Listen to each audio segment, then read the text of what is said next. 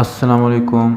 आज मैं आपके लिए जो रेसिपी लेके आया हूँ, जो ट्रक अड्डे वाली दाल माश होती है वो कैसे बनती है और बहुत ज़्यादा मज़ेदार वो होती है। तो चलो आज हम वो सीखते हैं कि वो कैसे बनती है। आपने दाल माश ले लेनी है आधा किलो, उसको पानी में अच्छी तरह भिगो देनी है साफ़ करके। इसमें छोटे छोटे टुकड़े होते हैं, ज़रात होते हैं, पत्थर होते हैं, तो आपने निकाल के आपने उसको अच्छी तरह धो के फिर आधा घंटा पानी भिगो के उसके बाद आपने इसको कुकर में चढ़ा देनी है। हम सबसे पहले दाल माश को बॉईल करेंगे, उसमें 1.5 लीटर हम पानी डालेंगे। आधा किलो दाल में 1.5 लीटर पानी डाल के हम इसको बॉईल करेंगे।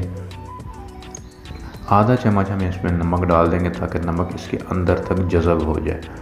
उसके बाद हम इसको 5 से 6 मिनट हम सिर्फ इसको कुकर में गालेंगे, इससे ज़्यादा नहीं। अगर इससे ज़्यादा वो किया तो वो हलवा बन जाएगा। बस हमने इसको दानेदार रखनी है। ये गल भी गई है और दानेदार भी रह गई है।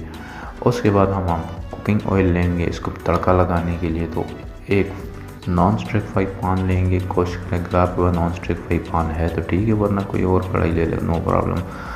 उसमें हम कुकिंग ऑयल डालेंगे। उसके बाद हम चॉप किए हुए प्याज डालेंगे। प्याज को हम हल्का सा ब्राउन करेंगे।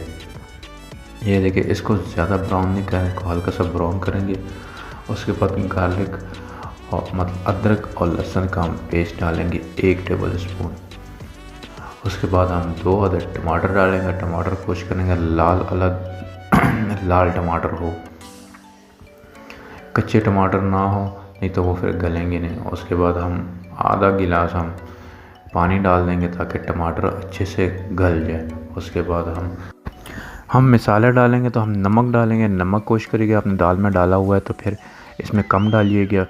धनिया पाउडर हम डालेंगे, ऊपर लिखा हुआ है जितनी जितनी क्वांटिटी आप फिर नोट कर लेंगे। ज़ीरा पाउडर हम डालेंगे। उसके बाद हम हल्दी पाउडर डालेंगे। ये सारे मसाले घर में मिल जाते हैं। दड़ा मिर्च हम डालेंगे और काली मिर्च लास्ट में हम डालेंगे। इसको हम अच्छी तरह मिक्स करेंगे जो मसाले, ताकि वो अच्छी तरह गल जाए।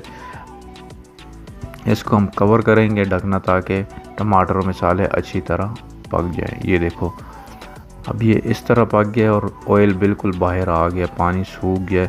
इसका मतलब ये कि टमाटर और ये मसाले गल गए हैं। उसके बाद हम दही डालेंगे। दही को अच्छी तरह मिक्स करेंगे। अच्छा, दही डालते टाइम आपने चूल्हा बंद करना है। चूल्हा बंद करके इसको अच्छी तरह मिक्स करना है। ये देखो, अच्छी तरह मिक्स हो गया। अगर लगे हुए चूल्हे में आपने दही डाला तो वो गुठलियाँ बन जाएंगी। तो आपने पहले चूल्हा बंद करना है, फिर दही डालना है, अच्छी तरह मिक्स करके फिर चूल्हा चलाना है।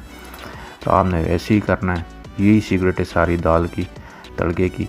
तो उसके बाद आपने इसको दाल मिक्स कर देनी है जो आपने बॉयल की हुई थी।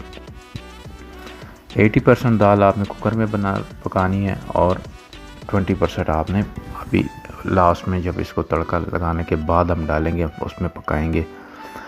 तो हमने लास्ट में पानी थोड़ा सा डाला है ताकि दाल गल जाए।